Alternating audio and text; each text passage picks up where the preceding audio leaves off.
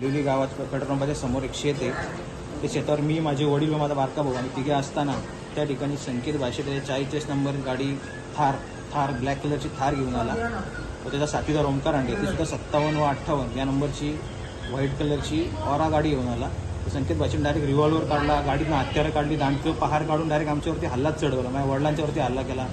Revolver त्याच्या हातात हत्यारं होती, माझ्या डोक्यात रॉड टाकला व मला जीवे मारण्याची धमकी दिली. बोलतो या सगळ्यांना खलास करून टाका, बोलतो ही जागा आपल्या मालकीची, या सगळ्यांना इथं आजच्याच खपून टाकू, बोलतो इथं कोणी दिसतं कामा नाही मला म्हणतो.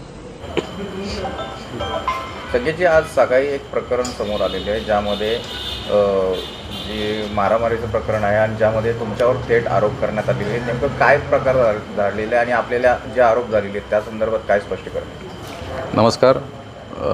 आज सकाळी हलिवली येथील माझी स्वतःच्या मालकीची असलेली जागा, त्या जागेवरती काही वॉल कंपाऊंडचं काम सुरू होतं आणि ते कामाची पाहणी करण्यासाठी मी त्या ठिकाणी गेलो होतो.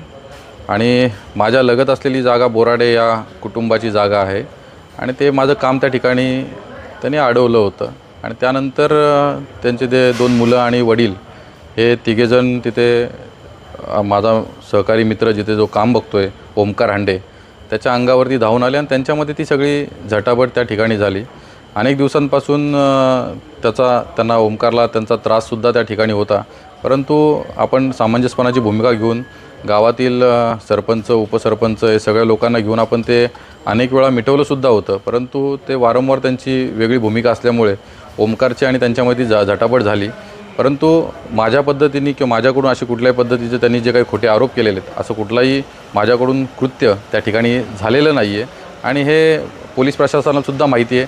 तेथील असलेले सरपंच, उपसरपंच त्या ठिकाणी उपस्थित होते, त्यांनाही ही गोष्ट घटना माहिती आहे की माझ्याकडून अशी कुठली घटना त्या ठिकाणी झालेली आहे किंवा मी कोणाला शिवीगाळसुद्धा केलेली नाही, कोणाला मारहाणसुद्धा केलेली नाही आहे. त्यामुळे हे जे काही आरोप त्यांच्या माध्यमातून माझ्यावरती केलेले आहेत हे अतिशय बिनबुडाचे आणि एकदम खोटे आरोप आहे. आणि ह्या घटनेला कुठेतरी राजकीय वळण लावण्याचा प्रयत्न विरोधकांच्या माध्यमातून होतो आहे. त्यामुळे असे कुठलाही प्रकार त्या ठिकाणी घडलेला नाही आहे. हा ओमकार आणि त्यांच्यामध्ये जे काही झटापट त्या ठिकाणी झाली त्या झटापटीसंदर्भात रितसर पोलीस स्टेशनमध्ये गुन्हा दाखल झालेला आहे. ओमकारचीसुद्धा त्या ठिकाणी असलेली गाडी त्यांच्या बोराडे या कंपनीकडून तिथे त्या ठिकाणी फोडण्यात आली आणि गाडी फोडून दहशत माजवण्याचं काम त्यांच्या सर्व लोकांकडून त्या ठिकाणी झालं. उलट पीडित आम्ही आहोत. पण ठीक आहे, जे काही राजकारणाच्या माध्यमातून जे काही चुकीच्या पद्धतीने दाखवलं जातं आहे, बातम्यांच्या पद्धतीने चुकीचं दाखवलं जातं आहे, तर माझी सर्व पत्रकार बंधूंनासुद्धा या माध्यमातून विनंती आहे की आपण या संपूर्ण घटनेचा शहानिशा करावी आणि मगच आपण आपल्या पद्धतीच्या बातम्या त्या ठिकाणी प्रसिद्ध कराव्या अशी या ठिकाणी आपल्या माध्यमातून या ठिकाणी मी विनंती करतो. धन्यवाद. तुम्ही या संदर्भात